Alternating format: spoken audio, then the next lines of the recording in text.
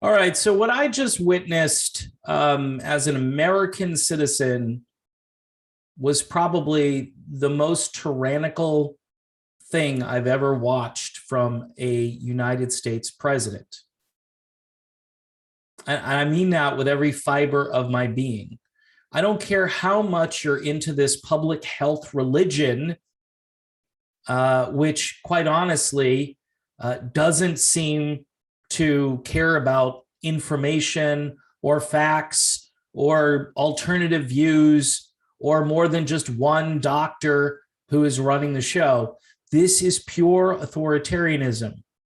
Now, this reminds me of when I went on with my friend Pasta from the Convo Couch, and we talked about getting to a point where you have to put down your pet peeve ideology. I know people are upset about what's happening in Texas. People are upset about what's happening in Afghanistan. And obviously, there are many facets to those issues, and they're purposeful in their distracting ability. You can sit here all day long and start to talk about whatever issue you've been talking about for a couple of years. Progressives are always talking about a living wage and Medicare for all and certain things. Conservatives are typically talking about protecting gun rights, which, by the way, I don't think is a bad idea right now. Okay, and conservatives, they used to talk about, cutting spending. That's a bit laughable now. It would be nice to just turn off the Fed for a while, stop printing the damn money, but we continue to do that. I know those issues are important. Border security is important. I know. There are plenty of issues that we need to talk about, but we're being taken over.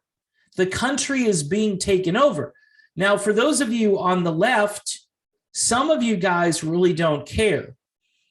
You kind of like authoritarianism, and some of the neocons, they've been authoritarian all along, and they go along. They talk a different game, but they pretty much play the whole thing out the same way. It ends up being the same conclusion to the issue.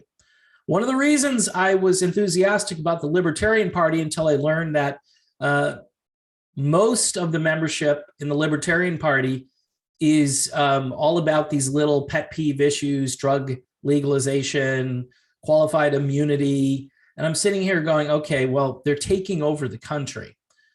So the so-called president gives a speech where he says he wants to force vaccinate pretty much everybody.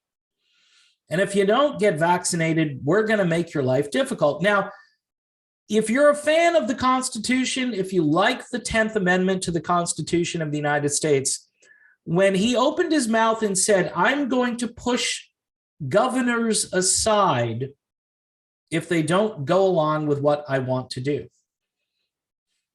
that to me was right there. And I looked at my wife, we looked at each other going, what? We live in Florida, right? And DeSantis, love him, hate him, whatever. He's tried to stick up for the people who believe that, say, putting a face covering on a 5 or 6 year old kid all day is child abuse. And I agree with that. I agree that there is no data on what this particular injection might do to little kids, to pretty much anyone. There's no long-term data. And the short-term data doesn't look good, especially when you consider all of the vaccinations we've done combined over the last 30 years. And yet it's full steam ahead, like that issue doesn't even show up, like it's not even there. Like, this is going so well. What's wrong with you? Just go along with the program. Well, as much as I care about, certain people on YouTube, I've had great conversations with people from different political persuasions on here. I really don't care anymore. I think the best conversation I had was with Pete Quinones, who was on with Tim Pool yesterday. And I feel kind of proud that I actually got to talk to Pete. because he gets it. He gets that we are at a point where if we don't like do all hands on deck, I'm not talking about just the school board. I mean, you need to get on everybody. You need to get on your state representative. And by the way, if they're one of these neoliberal Democrats, you're screwed. You are screwed. I mean, they have a whole year to destroy what's left of the country. And I don't know where all of the classical liberals went. I don't know where they all went. I mean, they're out there like Naomi Wolf. They're out there and they understand that, if we allow this kind of tyranny, there's really no turning back as a country. And I'm thinking, what can we do? Where can we go? Seriously. I mean, people flee here because it's kind of like a safe haven. Now, I know progressives, they go back and forth that I know we're not a perfect country, but I'm saying the people, not the leadership in the country, but the people of this country are generally good people. And those are the people that take care of the people who end up fleeing here. But now the government wants to become a dictatorship. Biden spoke like a dictator tonight. I don't care what you believe on COVID. I don't really care. His remedies are all tyrannical. And we have to stop this. And I don't know what to do because, a state does something and the court overturns it.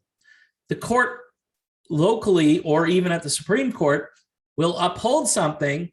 And then the Justice Department comes in and says, no, sorry, we're going to sue the state of Florida. We're going to sue the state of Texas. And again, yeah, I am referring to the law in Texas they passed. Maybe they bit off too much more than they can chew in Texas. But each state has the right to make its own laws, whether you at the federal level like that law or not. I mean, certain laws, isn't there a federal prohibition on marijuana still? But yet many states have a recreational use for marijuana, and it's written into their constitution. It's part of the law of their state. But yet the federal government isn't suing, say, the state of Colorado. So it's only certain issues where the government comes in. And here in the state of Florida, the governor has said, I don't want you masking children, meaning the schools. There's no evidence that it does anything other than deprive kids of oxygen, hurts their development, hurts their learning, makes them fearful and panicked all day long. And this is what you want to do to little kids? And who's paying for all of the care that's going to be needed afterwards for these kids that grow up and they basically are like, war veterans that have PTSD, right? Post-traumatic stress disorder. Yes, they will have it, guaranteed. And everybody's just whistling past the graveyard. It's fine. It's great. And we've come to the point in the country where, yeah, you could say this is wag the dog a little bit because of what happened in Afghanistan. And we want to get the news off of that and onto this and get people fighting over this, and then they'll forget about that. I got news for everybody. We're not going to forget about anything. Did I want to get out of Afghanistan? Yes, of course I did. But I wanted it done, in a way which wasn't going to put American soldiers at risk, which I know there's always going to be a risk, but we literally just pulled out before we pulled all our stuff out, which a 5-year-old could probably tell, the president, hey, you might want to get the stuff out first before you leave. I mean, you just gave billions of dollars of equipment to people that hate our guts. And they hate our guts a lot because it's 20 years worth of hating our guts. So that's not going to go well, but that's just a distraction. It's pretty crazy that things like the Texas law and Afghanistan and what's going on in California, even with the recall election, which I think is interesting. And maybe if something good happens out there, we still don't know if the ballots will be counted properly. We don't know that for sure. There's no way of knowing that the system has been checked or overhauled. In California, I don't think so. Right? On the ground there, people say it's as corrupt as it's ever been. So we're kind of in a banana republic right now. And I think the goal, I'm just going to say this out loud, the goal of the leadership in this country is to depopulate the country. That's the goal. Let's just go to the conclusion of all of this. It's a depopulation agenda. Never in the history of this planet has anyone said that you have to take a medicine, take something that could do you real harm. And it has. And there's data out there, and it's called VAERS, okay? And if you haven't been to VAERS, you need to look at it. The swine flu in 1976, they had a vaccine, 26 people passed away because of the vaccine. They ended the program. They ended it. So what's different now? What's different? It's an agenda, and it's the scariest thing. And I never thought in my lifetime, look, if you're a Bible-believing Christian, it's the last book in the Bible. It's there. A lot more credibility now for those crazy people who believe in that stuff, right? Yours truly included. Little crazy, little weird. Well, tell me where it's wrong. Tell me where it's not getting it right. Seems like it's getting it right. But we don't have time necessarily to read those pages. If you want verification of what's happening, go read them. I'm thinking that there's no time anymore to just sit around and look at people doing videos. I mean, you can watch this video, but I would prefer, after you watch the video, call someone, call a local representative, call your governor, call people who are in authority, and you have to push back as hard as you can. You have to do more than just that. I mean, if there's a protest of any kind, find it and get there and make your voice heard. I don't know if the ballot box is going to work, just like I don't think the Supreme Court works, just like I don't think, the United States government works. Democrats and Republicans, they don't work. None of it works. But here's the thing. We have someone in charge right now who is a puppet. He's being guided by something or someone because he's barely coherent. He slurred at least 2 or 3 dozen words during his amazing tyrannical dictator speech. I don't care if you're on the left or the right. I don't even care if you voted for this chump, all right? And for those of you who didn't vote for him, well, good on you, but who knows? I mean, even if you didn't vote for him, your vote might have been changed, so it went to him. I don't know. Yes, I know, as the fact checkers have said over and over that, he won and he's the duly elected president. Well, we can't get this guy out of there fast enough. I'd like somebody to do the 25th Amendment on this guy. I'd like someone to sue the federal government for what they're attempting to do, because this is tyranny like we've never seen before. Force vaccinate people just at the federal level, and then coerce other businesses if they have more than 100 people to do the same thing. This is absolute insanity. It's tyranny. People warned that Australia, what was happening there, was coming here. It's coming. It's coming. They're going to have detention centers pretty soon if it keeps up like this. By the way, all the crazy tinfoil hat stuff that last year you thought wasn't possible, and I hinted around at it last year, and here we are today. Here we are right now. We are about to be taken over, and our system of government is being taken away.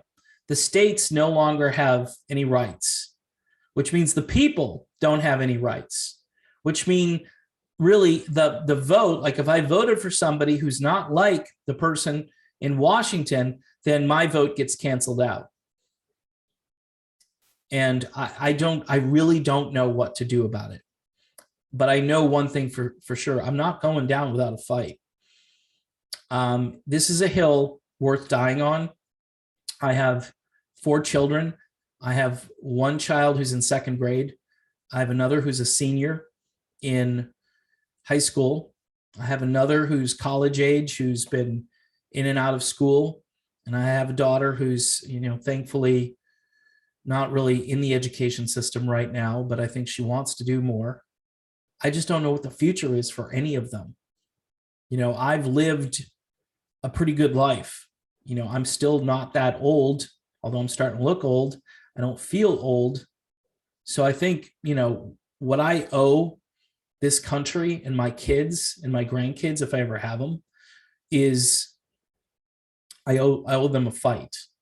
I owe them energy, not just YouTube videos, not videos about politics or music or whatever. I owe them a fight till the end. And I think people on the left and the right have to start moving together and saying, okay, we've got to fix this. For those of you on the left who want tyranny, who like it, who think it's going to lead to utopia, I mean, I don't know. I can't reach you guys. All right. But the people like Pasta and people like Glenn Greenwald, Jimmy Dore, you guys have to wake up and focus. This is pure tyranny. And they're going to stop you from doing the things that you have to do in order to live. And that makes life not worth living. You want to see a suicide rate skyrocket? You just wait. You just wait to see what happens. So anyway, that's my video. That was the most tyrannical speech I've ever heard. And I sat there with my mouth open during the entire thing.